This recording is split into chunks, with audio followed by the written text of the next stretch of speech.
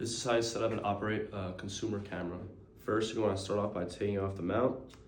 Flip this lever, take this off. Then you're going to bring it to your camera. Make sure you line up the screw. Once you have that in, you're going to want to tighten this finger tight.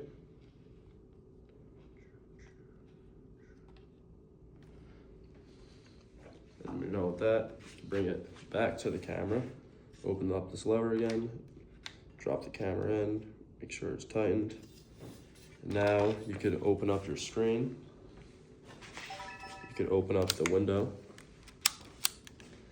And then you could also pan and tilt by using these, which will turn it.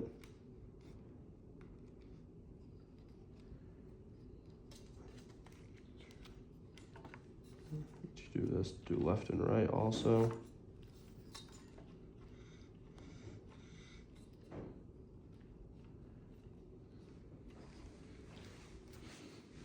Do up and down with this big one as well.